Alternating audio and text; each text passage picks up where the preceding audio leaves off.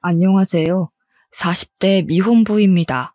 워낙 일에 치여 바쁘게 살다 보니 컴퓨터를 만져볼 기회가 잘 없었는데 그래도 근래에는 환경적으로 여유가 생겨 컴퓨터 학원을 다니고 있어요.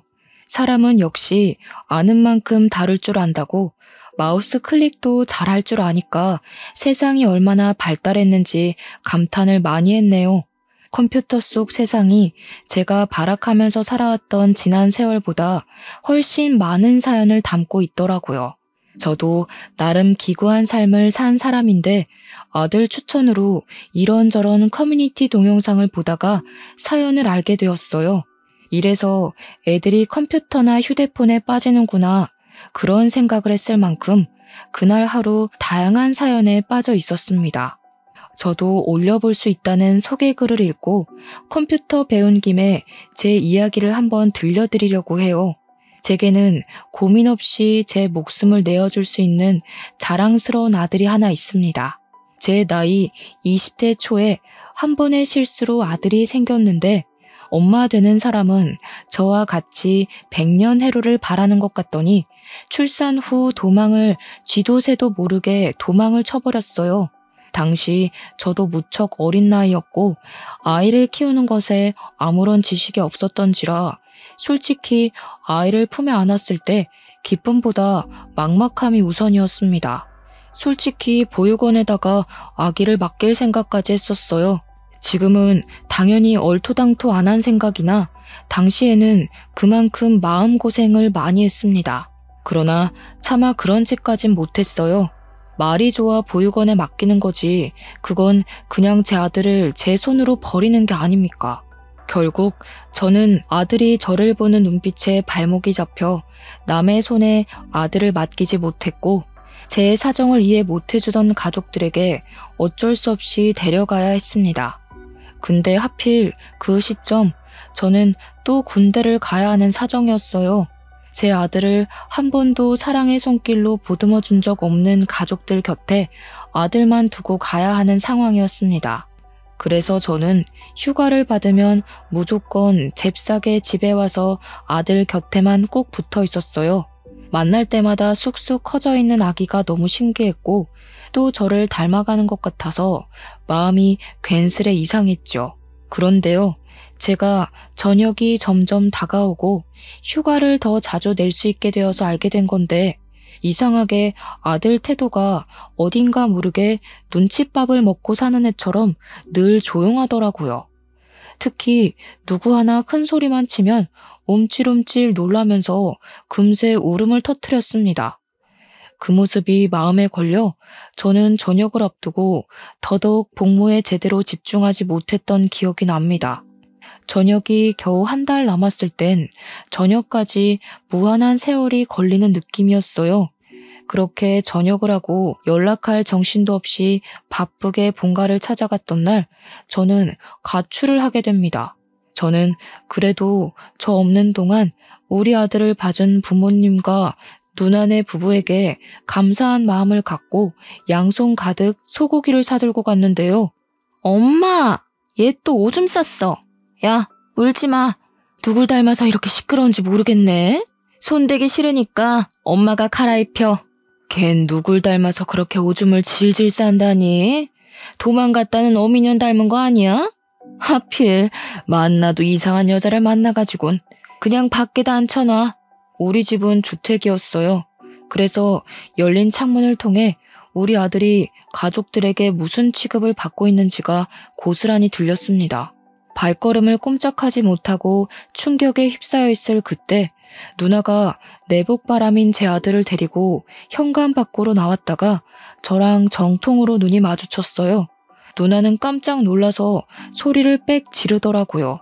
누나가 안 들어오고 귀신같이 서서 뭐하냐고 놀란 가슴을 쓸어내리고 있었는데 제 눈에는 아들이 소변을 넣어서 젖어있는 내복바람밖에 눈에 안 들어왔습니다. 그리곤 당장 가서 제 아들을 붙잡고 있는 누나를 사정없이 밀어버렸어요. 이럴 거면 처음부터 절대 못 받아준다고 거절했어야지. 다들 다신 나 볼 생각하지 마. 아들 하나 죽었다 생각하고 살아. 나도 가족 다 죽었다 생각하고 다신 안 찾을 테니까. 그날로 제가 집을 나왔던 겁니다.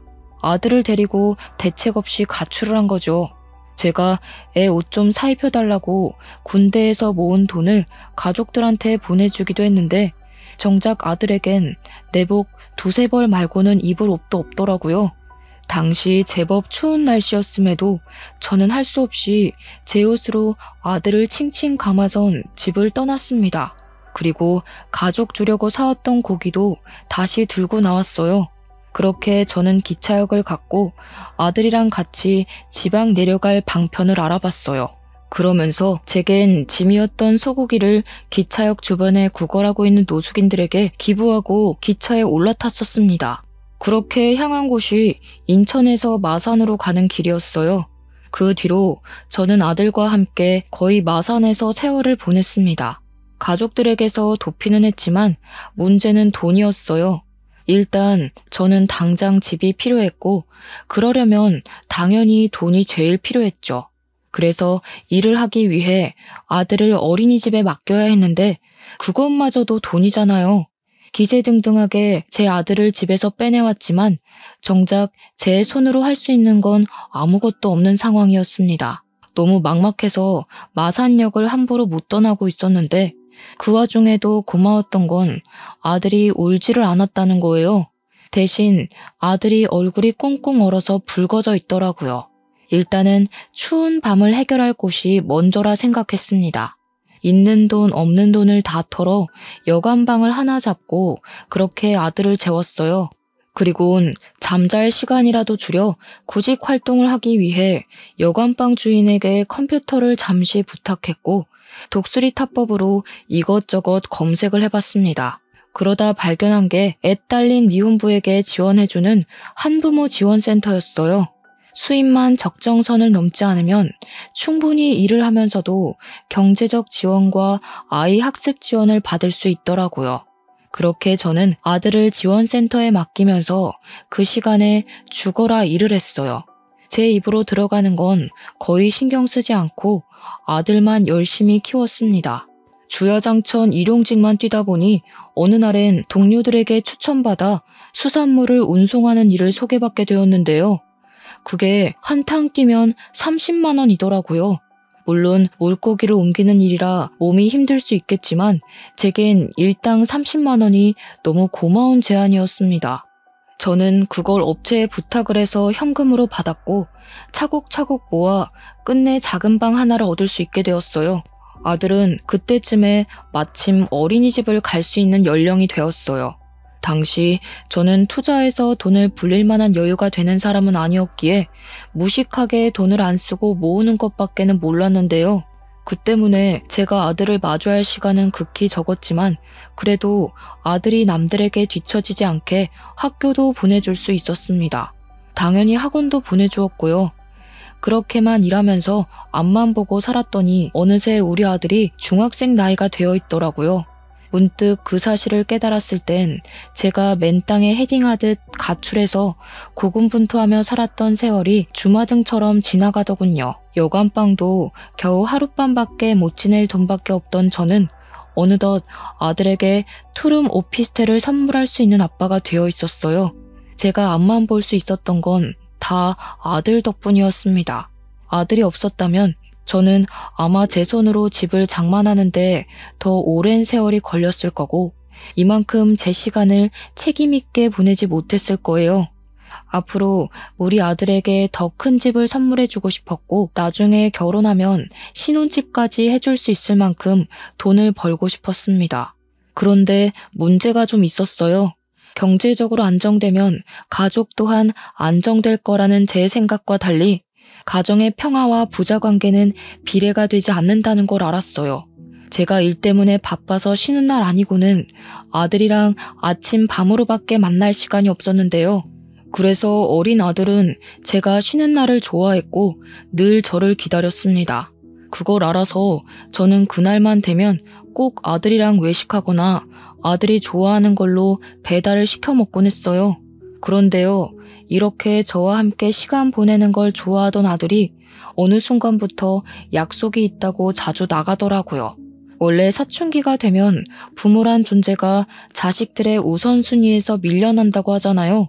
그래서 그땐 우리 아들도 사춘기가 와서 아빠보다 친구가 더 좋아진 건가 싶었어요.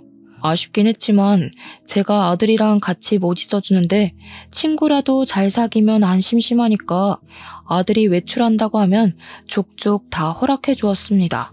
그리고 아들 생일날 그때만큼은 아들이 저랑 시간을 보내지 않을까 싶어서 일부러 일을 일찍 빼고 귀가를 했습니다. 그런데 아들이 집에 없더라고요. 전화를 해봤더니 아들이 또 외출을 한 거 아니겠습니까? 나 지금 친구랑 있어. 저녁 먹고 들어갈 것 같은데? 그러니? 아빠가 용돈 준비했는데 들고 가지. 혹시 놀다가 돈 모자라면 얘기해. 아빠가 이체해줄게. 아들은 저와 같이 생일을 보내지 않는 것에 대해 아무렇지 않은 듯 했습니다. 그저 친구랑 놀 거니까 집에 들어갈 때 연락하겠다는 말만 하고 서둘러 끊으려고 했어요. 뭐랄까, 저는 아들만 보고 사는데 아들은 갈수록 제게서 멀어지는 느낌이 계속 들기 시작하더라고요. 그래도 그땐 사춘기라 그런 거다 생각하면서 제 속을 달래었습니다. 친구 하나 없는 저처럼 아들마저 저 같은 삶을 살게 할 순 없었으니까요. 그날 아들에게 줄 거라고 생일 선물로 손목시계도 사왔는데 저는 이거라도 아들 방에 갖다 놓기 위해 들어갔었어요. 아들이 초등학생일 때 이후로 아들 방문을 오래간만에 열어본 날이기도 했네요. 그리고 그때 제가 몰랐던 아들의 취미까지 알게 되었는데요. 아들 책상에 뜬금없이 웬 설계도가 있더라고요.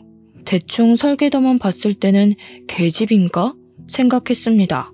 그런데 계집이라고 하기엔 세세하게 적혀있는 사이즈들이 너무 컸어요. 다 만들어 놓으면 사람도 들어갈 수 있을 만한 크기일 것 같았습니다. 아들이 이런 걸 왜 갖고 있는 걸까? 왜 이런 걸 설계했나 궁금하면서도 우리 아들이 건축 쪽에 관심이 있었구나 싶어서 흐뭇하기도 했습니다. 애들이 벌써 꿈을 정하는 건 쉬운 일이 아니라고 했는데 우리 아들이 시키지 않아도 스스로 자기 꿈을 찾고 잘 걸어나가고 있었다는 사실은 제 삶의 동기에 의지를 더해주는 사실이기도 했어요. 저는 그 설계도를 보면서 아들의 꿈에 넉넉히 지원해줄 수 있는 아빠가 되고 싶었습니다. 아들의 꿈을 이뤄주는 것이 제 꿈이 되기도 한 날이었네요. 어쨌든 그렇게 생일날 자정이 넘어가던 시간, 아들이 친구를 만나는 건 존중하지만 그래도 미성년자이기 때문에 자정을 넘는 건 좀 아니라고 봤습니다. 너무 집에 안 오길래 결국 한 번 더 전화를 걸어보려 했는데요. 때마침 아들한테서 전화가 오더라고요. 아빠, 혹시 집에 친구 데려가도 돼? 사실 친구랑 같이 밥 못 먹었어. 친구랑 같이 뭐 좀 만드느라 시간 가는 줄 몰랐거든. 그랬구나. 아직까지 저녁도 안 먹고 배고프겠다.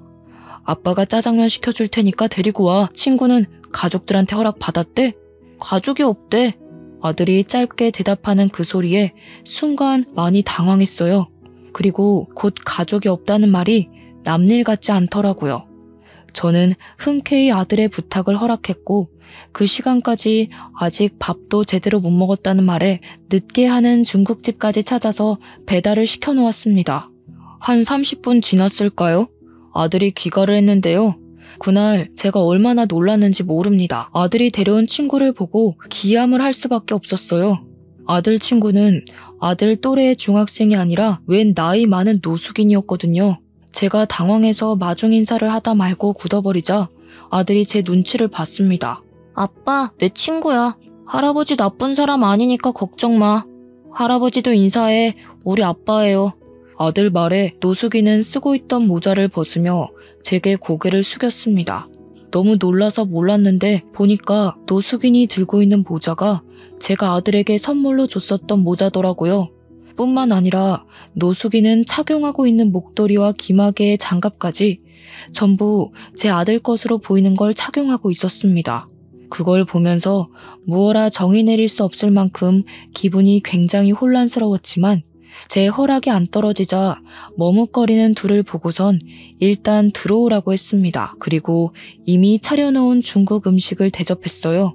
그 전에 아들이 노숙인을 데리고 손 씻고 먹어야 된다면서 나란히 서서 손을 씻는 거 아니겠어요?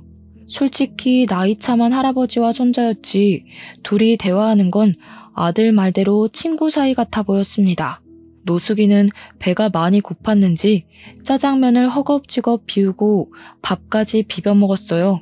그러니 옆에서 아들이 천천히 좀 먹으라고 몇 번 말했냐면서 노숙인을 꾸짖었고 그러면서 자기 몫의 짜장면을 건네기도 했습니다. 그때까지만 해도 저만 그 상황이 정리가 안 돼서 그들로부터 멀찍이 떨어져 있었어요. 대체 어쩌다가 아들에게 노숙인이 둘러붙은 거지 싶더라고요. 문득 아들이 통화로 친구랑 뭘 만들다가 저녁 먹을 시간을 넘겼다는 말이 떠올랐는데 그렇다면 저 노숙인이랑 무슨 위험한 일이라도 했던 건가 싶어서 의심까지 들었습니다. 그런 신분 불분명한 사람을 이 집에 재우기까지 하는 상황이 되었어요. 아들 부탁으로 노숙인을 하룻밤 신세지도록 허락을 해줬는데 차마 아들 방에서 같이 자게 할 수 없어서 이불이랑 베개를 따로 거실에 내어주고 보일러를 틀어놓았습니다. 부자가 쌍으로 좋은 사람들이구먼. 너무 고마워요. 아들을 얼마나 잘 키워놨으면 애가 저렇게 바람직합니까? 요즘 세상에 부모 버리고 가는 자식들도 많은데 아빠가 이리 마음 좋은 사람이니 아들도 그리 클 수밖에 없었나 보네요. 노숙이는 제게 너무 고맙다며 연신 인사를 했지만 저는 대충 예의에 받아주고 아들 방에 황급히 들어갔어요. 그리곤 다급한 마음에 그만 아들을 다그치고 말았죠. 저 사람 친구 맞아? 언제부터 친구였는데 도대체 어디서 왜 저런 사람이랑 어울리게 된 거야? 저런 사람이라니 내 친구라니까. 초등학생 때 만났어. 학원 가기 전에 놀이터 앉아있으면 할아버지가 놀아주고 그랬는데 듣자 하니 오늘 내일 만난 사이가 아닌 것 같았어요. 그게 더 저를 속 터지게 만들었습니다. 상당히 어린 나이부터 비위생적인 노숙인과 어울렸다는 것인데 대체 어쩌다가 공부 잘하고 학교 생활과 교우관계 좋은 줄만 알았던 우리 아들이 엇나갔을까? 그 생각이 먼저 들었어요. 어느 누가 내 자식이 노숙인이랑 어울리고 다닐 줄 알겠습니까? 부모로서는 상상도 못할 일이고 이걸 아는 순간 뒤로 넘어갈 큰 사안이잖아요. 그래도 저는 최대한 아들 심기 상하지 않도록 화를 억눌렀어요. 친구 없어? 저런 사람이 어떤 사람들인지 몰라? 그 많은 친구들은 다 어쩌고 왜 하필 노숙자랑 어울려? 저 사람이 뭐 하는 사람인 줄 알고 그러다 진짜 큰일 나기라도 하면 아빠 생각은 안 해? 아빠는 할아버지랑 얘기 안 해봤잖아. 할아버지 나쁜 사람 아니라니까. 나도 나한테 위험한 사람인지 아닌지 정도는 알아. 네가 알긴 뭘 알아. 살아봤자 얼마나 살았다고. 저런 사람들은 잃을 게 없어서 더 나쁜 마음 쉽게 먹을 수 있단 말이야. 제 말에 아들은 결국 화를 참지 못해 자리에서 벌떡 일어났어요. 그리곤 저에게 처음으로 반항을 하며 언성을 높이더라고요. 아빠는 매일 일한다고 얼굴도 안 비추잖아.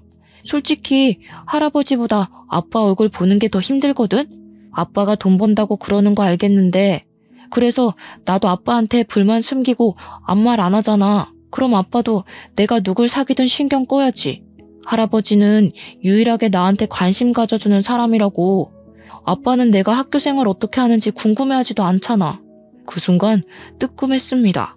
아들은 제가 집에 없는 시간이 많아서 성적을 잘 받거나 상을 받아도 자랑할 곳이 없었다고 했고 그 때문에 집에 가는 게 싫어서 놀이터만 전전하다가 노숙인을 만났다고 했어요.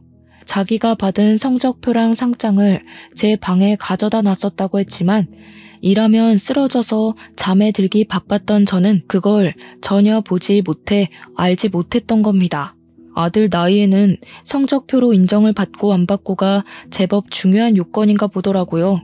정작 아빠 노릇을 했어야 하는 건 돈보다도 그런 정서적인 영역에 있어야 했던 건데 정말 저는 아무것도 몰랐습니다. 제가 못하는 아빠의 역할을 대신 채워준 게 아마 노숙인이지 않았나 싶었어요.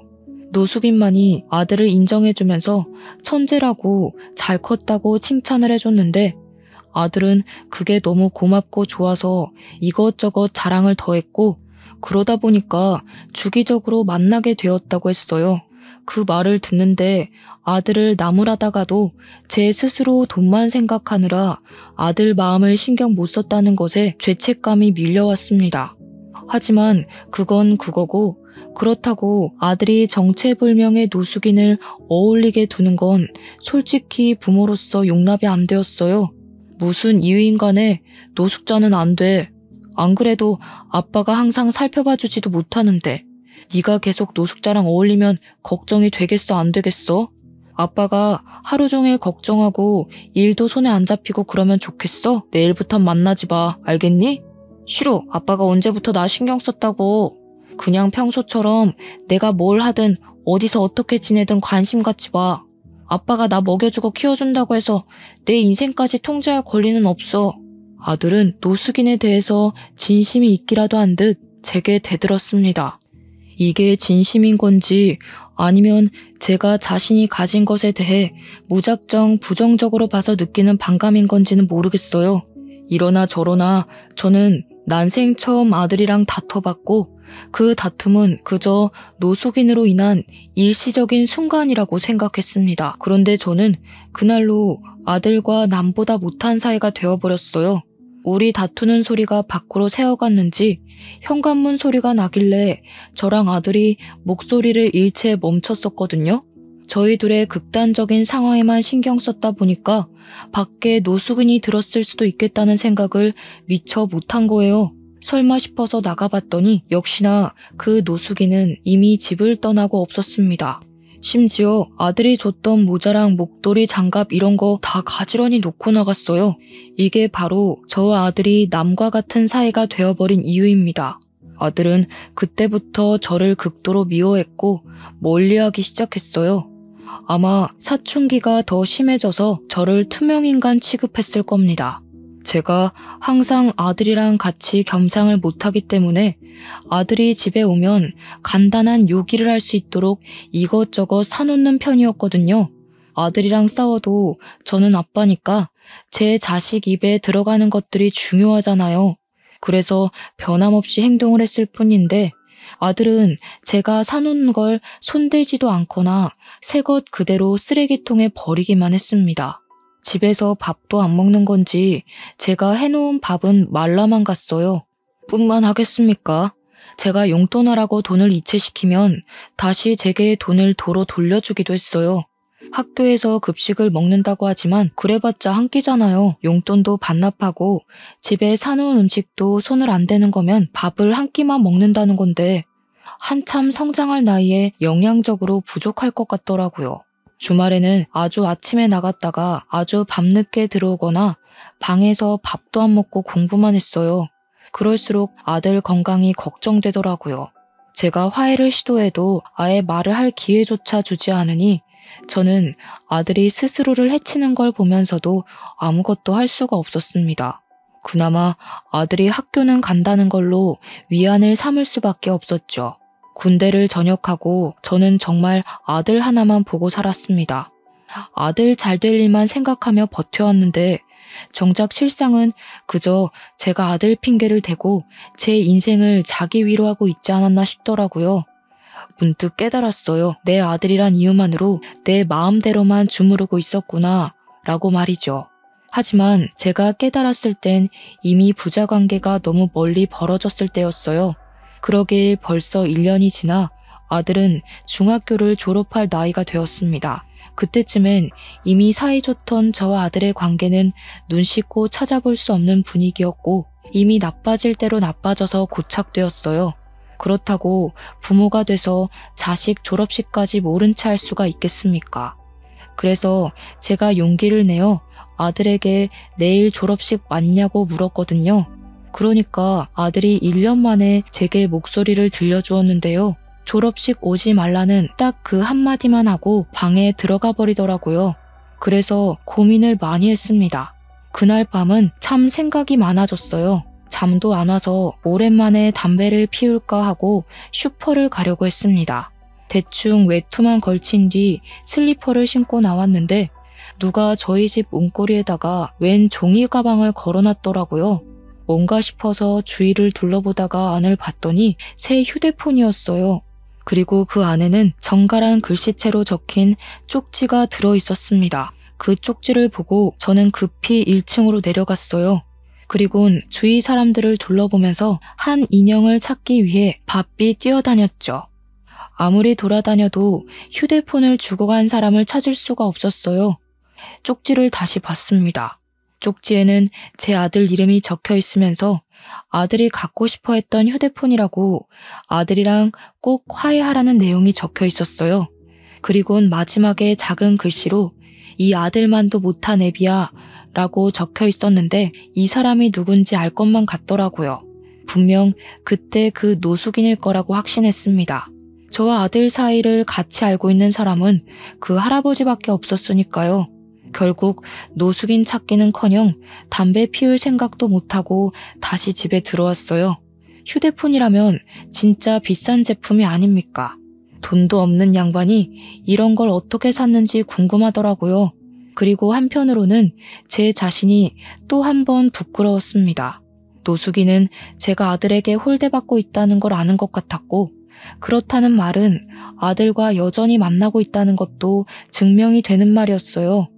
일부러 그걸 저한테 알려주려고 제게 메모도 남긴 것 같았습니다. 그날 밤은 거의 뜬 눈으로 지샜어요. 그리곤 아들 졸업식이라고 일까지 빼고서 학교를 찾아갔습니다. 노숙인 말대로 아들에게 정식으로 다시 사과하고 싶었거든요. 학교 주위로 가니 주변에서는 꽃을 판다고 난리였어요. 아들이 안 만나줄 수도 있으니 꽃은 생략할까 싶다가도 아들이 좋아하는 보라색의 꽃이 보이더라고요. 그래서 충동적으로 구매를 해버렸어요. 근데 마침 그 옆에서 조금 깨재재 보이는 한 아가씨 있었는데요. 꽃 살 돈이 부족한 건지 1,000원짜리 2장을 꼼지락거리며 한 송이만 싸게 해주면 안 되냐고 꽃 주인에게 부탁을 하고 있었어요. 그러나 꽃 주인은 자기도 먹고 살기 힘들다고 그 여자한테 미안하다는 말만 주야장천했습니다. 그 여자는 꽃 주인을 설득하지 못해 결국 꽃 없이 졸업식을 가려는 것 같더라고요. 잠자코 지켜만 보았던 저는 마치 재작년 아들에게 했던 실수가 떠올랐어요. 문득 노숙인 또한 이렇게 보냈던 것이 마음에 걸리는 거 있죠. 그래서 그 아가씨를 쫓아갔고 아가씨에게 사정을 물었습니다. 동생이 졸업식인데 부모님이 안 계시거든요. 오늘 공과금 내고 남은 돈이 이것밖에 없는데 꽃이 이렇게 비싼 줄 몰랐어요. 알았으면 생활비를 더 줄일 걸 그랬나 봐요. 이거 가져요. 저도 아들이 졸업식인데 아가씨 동생이랑 동갑이겠네요. 자식 같아서 축하해 주려는 거니까 가져가세요. 저는 또 사면 되거든요. 아가씨는 괜찮다고 손사래를 쳤지만 제가 고집스럽게 건네주니까 끝내 받아가면서 정말 고맙다고 눈물을 흘렸습니다. 아가씨의 어려운 사정을 보면서 노숙인도 분명 사정이 있어서 그랬을 텐데 싶은 생각이 들더라고요. 저도 어려울 때가 있었고 도움도 받았던 사람인데 왜 어려운 사람을 외면했던 건지 후회가 밀려왔어요. 그게 아들과 틀어지게 된 계기였던지라 마음속에 더 오래 남고 속상했습니다. 매번 이렇게 지난 날을 후회해 뭘 하겠습니까? 저는 다시 꽃다발을 사서 졸업식에 갔어요. 아들에게 연락을 못하고 갔기 때문에 아들이 어디 있는지도 모르고 벌써 학교를 나갔는지도 몰랐습니다. 그렇게 운동장 입구에 서서 눈 빠지도록 아들만 찾고 있었는데 옆에서 갑자기 웬 번지르르한 할아버지가 말을 걸더라고요. 아들이랑 달리 못돼 처먹은 양반인 줄 알았더니만 그 아들의 그 아빠 맞네. 그런데 괜찮은 옷 한 벌 안 사 입었어? 아들한테만 돈 쓸 줄 알지 자기는 영 못 챙기는구만. 뭔 소린가 싶었습니다. 그래서 그 할아버지를 더 빤히 쳐다보고 있었는데 할아버지가 갑자기 휴대폰 잘 챙겨왔냐고 묻더라고요. 그 순간 알아챘어요. 눈이 정말 크게 뜨였죠. 할아버지가 껄껄 웃는데 아들이랑 같이 대화하면서 웃던 그 노숙인 목소리가 떠올랐어요. 그때 제가 무어라 말을 붙이기 전에 멀리서 아들 목소리가 들렸습니다. 할아버지 하며 달려오던 아들은 제가 아닌 옆에 있는 노숙인에게 폭삭 안겼어요. 그리곤 저를 보며 눈빛을 차갑게 만들었죠. 졸업식 오지 말랬는데 왜 왔어? 이분 그때 아빠가 위험하다고 친구하지 말라던 할아버지야. 아빠 판단이 틀렸고 내가 맞았으니까 더는 간섭할 생각하지 마. 네 아빠가 너랑 화해하고 싶다고 너 좋아하는 휴대폰도 사왔던데? 한정으로 나온 그 명품 콜라보인가? 그거 갖고 싶어 했잖아. 아빠 멀리하면 휴대폰도 멀어질 텐데 괜찮겠냐? 제가 아무 말도 못하는 사이 노숙인이 끼어들어 우리 사이를 화해시키려고 주도했습니다. 근데 노숙인의 말이 효과가 있었던 건지 아들이 제가 들고 있는 종이 가방을 힐끔거리더라고요. 이미 그 순간 그동안 봐왔던 아들의 차가운 인색이 사라지고 제게 마음이 풀릴랑 말랑하는 얼굴빛을 띄었어요. 그래서 제가 바로 용기를 냈던 것 같습니다. 미안해 아들, 아빠가 틀린 게 맞아. 우리 아들이 이만큼 잘한 줄도 모르고 아빠는 아직도 우리 아들이 애기 같아서 그랬어. 아들 친구 관계에 간섭할 생각 없었어. 오해하게 만들어서 미안해. 앞으로 우리 아들이 뭘 하든 존중해 줄 거야. 약속할게. 그리고 저는 노숙인에게도 죄송했다고 고개를 숙였습니다. 노숙인에게 무슨 사정이 있는진 묻지 못했지만 그날의 실수는 제 탓이 맞기 때문에 사과를 우선으로 해야 된다고 생각했어요. 연신 용서를 구했는데 노숙인은 그저 웃기만 하더니 오히려 제게 더 고맙다고 말씀하시더라고요. 눈 감기 직전까지 가족의 품은 못 느끼고 죽을 줄 알았는데 손자 같은 친구를 만들어줘서 고맙다고 하는 거 있죠. 그리곤 자세한 얘기는 식사하면서 나누자더니 저희를 데리고 자그마한 고급 중식 레스토랑을 들어섰습니다. 예약을 해놨다고 했고 저희는 바로 방을 안내받았어요. 근데 좀 당황스러웠던 것은 그곳에 들어가니까 직원들이 노숙인을 향해 고개를 숙이는 거 아니겠어요? 손님한테 인사하는 것 치곤 주방에 있는 사람까지 나와서 인사하길래 그게 좀 당혹스러웠어요. 대체 노숙인의 정체는 뭘까?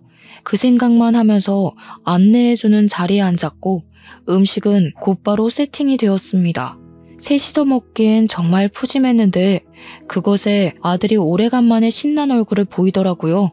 대체 이게 다 뭔지 저는 더 이상 참지 못해 머릿속에 담고 있던 걸 물었습니다. 그러자 먹고 좀 얘기하자며 저더러 성질 급하다고 나무라던 노숙인은 제 아들에게 탕수육을 퍼주면서 얘기해 주었어요. 내가 자식들한테 버려진 사람이야. 그렇다고 지금은 불쌍하게 보진 말고 내가 한때 작은 사기업 대표를 하던 사람이었는데 부동산 투자에 건물까지 해서 돈 좀 꽤나 있었다고. 돈 많으면 좋잖아? 나도 그런 줄 알았지. 근데 돌아보니까 자식들이 내 돈 가지고 싸우고 있는 거라. 그것 때문에 속이 상했던 노숙인은 60살 나이에 치매인 척 연기를 했다고 했어요. 그랬더니 황당하게도 자식들이 노숙인 도장을 훔쳐내서 손을 썼다더라고요. 돈만 쏙 챙겨서 해외여행 같이 가는 척 공항까지 동행했다가 노숙인만 공항에 버린 후 자기들끼리 이민을 가버렸다네요. 노숙인은 자식들이 자기를 버린다는 걸 알고 있었지만 그 충격과 슬픔에 아무것도 하고 싶지 않았다고 했어요. 더 이상 살고 싶지도 않아서 그냥 이대로 죽을 생각도 했었다는데 가장 힘이 들 때 우리 아들을 만났다고 했습니다. 우리 아들이 놀이터에 혼자 앉아서 다른 애들 노는 것만 구경하고 있었대요. 그래서 놀라지 않게 슬쩍 다가갔는데 아들 손에 교과 상장이 쥐어져 있는 걸 알고 부모님한테 자랑하라고 칭찬해 주었다고 했어요. 그러면서 아들이랑 대화를 하다 보니 아들이 부모로부터 결핍이 있다는 걸 느꼈다고 했죠. 그날 뒤로 말 안 해도 같은 자리 같은 시간에 계속 둘이 마주쳤는데 어느 순간 말동무가 되었고 우리 아들이 자기한테 보여주는 배려 덕분에 노숙인이 다시 일어설 용기를 얻기까지 했다고 했습니다. 듣자 하니 아들은 노숙인에게 비랑 추위를 피할 수 있는 집을 만들어줬고 제게 받는 용돈을 모아서 노숙인한테 고스란히 나눠주기도 했답니다. 그러면서 힘내라고 말해주는 우리 아들 말에 노숙인은 이대로 살아선 안 되겠다고 마음을 먹었고 자신이 받은 만큼 우리 아들에게 선물을 주고 싶다고 했었어요. 내가 이 중식 사업을 1년 만에 일으켰어. 처음에 반년 정도는 빈약해 했지. 그때마다 네 아들이 네 돈을 나한테 얼마나 갖다 바쳤다고? 내가 그 돈 아니었으면 이 사업도 연구 못했어. 돈이 있어야 연구를 하지. 그 말을 듣자 우리 아들이 남에게 용돈을 주고 있었다는 것도 놀라웠지만 문득 생각이 났던 게 아들 책상에 있던 설계도였습니다. 그게 노숙인을 위한 작은 쉼터였다는 것이 더 놀라웠어요. 근데 여기서 더 놀라운 건 노숙인의 바람이었는데요. 우리 아들이 건축에 재능이 있는 것 같다고, 아들이 자신의 사업에 보탬이 되어준 것처럼 노숙인도 우리 아들 미래에 지원을 해주고 싶다고 하더라고요. 아직은 레스토랑 치곤 좀 작지? 근데 내가 사업 수완이 좋은 사람이라서 1년 뒤에는 훨씬 더 커져 있을 거다. 내가 살아있는 한 잘 되기만 할 거야. 근데 내가 또 언제 갑자기 죽을지 모르잖아. 그래서 이 가게를 네 아들 명의로 해놨거든. 섭섭한 건 아니지? 네 돈이 아들 돈이고 아들께 네 거고 다 그런 거 아니겠어? 처음엔 농담인 줄 알았습니다. 그런데 노숙인이 건축물 대장을 보여주더라고요. 그제야 모든 게 실감이 나서 바로 거절을 했어요. 마음은 너무 감사하지만 우리 아들은 이런 보답을 바라고 그랬던 게 아닐 거예요. 단순히 친절을 베풀었다고 해서 이렇게 큰 걸 받는 건 말도 안 됩니다. 가족 간에 안 좋은 일이 있으셨다고 해도 이런 건 가족 문제지 저희가 개입하면 안 될 것 같아요. 이미 내 재산 꿀꺽한 놈들인데 뭐 더 줄 게 있다고. 애비 버려놓고 또 내 돈 탐내면 나 2번은 안 봐줘. 바로 깜빡 넣을 거야. 나 죽었다고 생각하는 자식, 나도 죽었다고 생각하면 그만이야. 나한테 네 아들이 이미 새로 생긴 친구이자 손자라니까 그러네.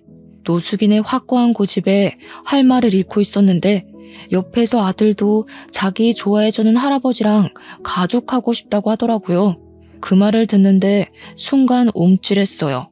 제가 아들 데리고 살면서 중간중간 본가에서 전화 온 적이 몇 번 있었는데 그때마다 아빠랑 엄마가 그깟 애미 없는 자식 때문에 천륜을 끊을 생각이냐고 막말을 했거든요. 거기다 대고 저도 천륜 이미 끊긴 거라고 뭘 기대하냐고 욕을 하며 단절했었습니다. 저는 나름 아들 안 들리는 곳에서 통화를 했다고 생각했는데 아무래도 아들이 여태 듣고도 못 들은 척 그랬나 봅니다. 아들에게 이런 가정 환경을 만들어준 근원이 저라서 저는 또 미안했어요. 더 이상 노숙인과 아들의 뜻을 제지시키지 못했죠. 노숙인에게 너무 고맙고 면목 없어서 연신 감사하다고 고개만 숙였습니다. 제가 생각이 짧았어요. 사람을 편견으로 판단하는 게 아닌데 어르신께 큰 결례를 범했네요. 평생 사죄하면서 살겠습니다. 그래, 그래야지. 근데 내가 안 보이는 데서 사죄를 하면 뭐하나? 수산물 운반 작업한다고 했지? 이참에 내 밑에 들어와서 운영 좀 배우는 게 어때? 어쩜 이렇게 끝도 없이 사람을 미안하게 만드는 건지. 아들 말대로 노숙인은 나쁜 사람이 아니었어요. 오히려 수호천사나 다름없는 존재였죠. 저는 어르신 덕분에 허리 아픈 거 참아가며 물고기 옮기던 일을 그만두고 중식 식당으로 이직을 했습니다. 그때 기적 같았던 일이 벌써 3개월이나 흘렀네요. 저는 바뀐 직장이 아직 전혀 적응이 안 돼요. 한 번씩 어르신한테 혼쭐 나면서 배우고 있어요. 일이 많이 서툰데도 불구하고 월급은 분에 넘치게 받고 있어서 더 면목 없게 살고 있습니다. 무엇보다 기쁜 사실은 아들과 이전처럼 부자 관계가 회복되어 가는 중이라는 거예요. 아들이 학교를 마치면 학교랑 가까운 이곳으로 하교를 하는데요. 제가 바쁘면 저를 직접 찾아와서 학교 다녀왔다고 인사를 해줘요. 아직 아들과 대화할 때는 어색한 부분이 없지 않아 남아있지만 저는 아들이 먼저 다가와 준 것만으로도 큰 행복을 느끼는 중입니다. 노숙인이 시켜서 요리를 해본 적도 있었는데 그걸 아들이 시식도 해줍니다. 한 번씩 운이 좋아서 제 손맛이 괜찮을 때가 있는지 아들이 종종 인정해줄 때가 있거든요. 그럼 그때마다 진작에 이렇게 살았어야 하는 거구나 싶은 생각이 들더라고요. 이 모든 게 얼마나 삶의 활력이 되던지 앞으로 죽을 때까지 이대로만 지내도 충분히 행복할 것 같았습니다. 그리고 저희 아들은 노숙인이 정말로 지원해주는 덕분에 건축 쪽 학원까지 다니면서 재능을 키우고 있어요. 아들은 초등학생 때 부족한 솜씨로 노숙인 쉼터를 만들어줬던 것처럼 어른이 돼서 더 크고 좋은 쉼터를 만들어 놓고 싶다네요. 그리고 어르신과 함께 저는 어중간하게 키운 요리 솜씨로 노숙인들 짜장면 제공하는 봉사를 다니고 있습니다. 근데 여기서 좀 뜻밖의 사람을 만나요. 제가 그곳에서 봐선 안 될 사람을 목격하게 되었는데요. 맛있게 드세요 하고 짜장면을 제공하는 순간 한 여자의 손가락에 마디마다 있는 타투 자국을 보고 짜장면 그릇을 뺏어버렸어요. 그리곤 얼굴을 확인했죠. 저만 알아본 게 아닌 것 같더라고요. 여자의 눈동자가 흔들리더니 저를 한 5초 바라보고 뒤늦게 놀라 도망을 가려 했습니다. 저는 얼른 쫓아가 여자를 잡아 세웠어요. 역시나 가까이서 보니 우리 아들 친모가 맞더라고요. 이제야 말씀드리지만 아들 친모가 아들과 저를 버리고 도망을 간 건 남자 문제 때문이었어요. 저를 두고 몰래 바람을 피우고 있었더라고요. 상대 남자가 외국을 같이 가자고 했는지 저한테 말도 안 하고 몰래 그 남자랑 연락하고 날짜 맞춰서 튄 거였어요. 근데 왜 노숙인 꼴을 하고 있는 건지 당황스러운 거 있죠? 그래서 꼬락서니가 왜 이렇게 됐냐고 물어보니까 아들 친모가 자존심 때문에 말해주기 싫었나 봐요. 사람 잘못 본 거라고 소리만 지르다 도망을 가버렸습니다. 보아하니 바람 피웠던 상대한테 버림받은 것 같았어요. 친모는 남자만 믿고 자기 투자를 안 하는 여자였기 때문에 아마 남자가 없어서 거지가 되지 않았나 싶습니다.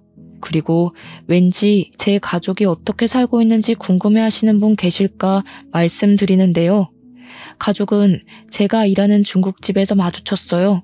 누나 부부네가 저희 아들 나이보다 2살이 어린데 저희 아들이 다녔던 중학교로 입학했더라고요.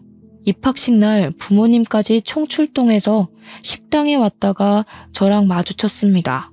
부모님이 바로 저를 아는 체 하면서 아들아 불렀는데 저는 그 손길을 뿌리쳤어요. 꼴들이 말이 아니더라고요. 입학식 왔다면서 왜들 등산복 같은 운동복을 입고 있는 건지 그건 엄마가 쓸데없이 입이 싸서 알 수 있었습니다. 저 천하의 몹쓸 놈이 우리 집을 다 말아먹었잖니. 네 매형이 하는 사업 다 부도났어. 멍청한 게 친구랑 동업했다가 자기 혼자 빚더미를 홀랑 뒤집었었지 뭐야. 에휴, 내 팔자가 개 팔자야. 그런 식으로 말하지 말랬지. 엄마 때문에 이 사람이 더 눈치 보는 거잖아. 되던 일도 안 되게 생겼네. 짜증나게 굴면 나도 집 나가버린다. 그러니까 매형 때문에 집이 망해서 무려 3세대나 되는 가족이 방 2개에 작은 거실 하나 있는 곳에 살면서 장 보러 가는 것도 돈 아까워 거의 김치에 밥만 먹고 산다네요. 그날은 조카가 입학식이라서 몇 년 만에 외식을 하는 거랍니다.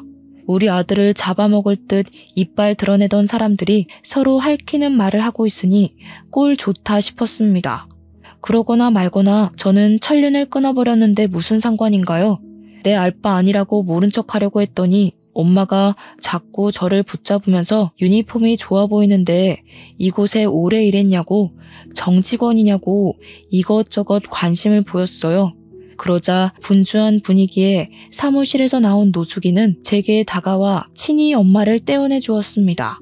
그러면서 사장 될 사람 함부로 만지는 거 아니라고 해줬고 여기서 더 소란 피우면 테이블 밖으로 내줄 테니 야외에서 먹게 할 거라고 상냥하게 말씀하셨어요. 그러자 가족들은 사장이라는 단어에 제게 묻고 싶은 것이 많아 보이는 눈치였지만 입 다물고 짜장면만 먹었습니다. 그날은 그렇게들 돌아갔는데 아마 조만간 또 찾아오지 않을까 싶어요. 그땐 우리 아들 생각해서라도 다신 엮이지 않게 정신 똑바로 차리고 쫓아낼 생각입니다. 저희는 이렇게 불안과 행복 사이를 오가면서 지내고 있어요. 막상 기적처럼 행운이 쏟아지니 행복할수록 불안도 큰 것 같다는 걸 느낍니다. 항상 자만하지 않고 가진 것을 지키는 데만 에너지를 쓰며 살 것 같네요. 그럼 긴 글 들어주셔서 감사합니다. 늘 평안하세요.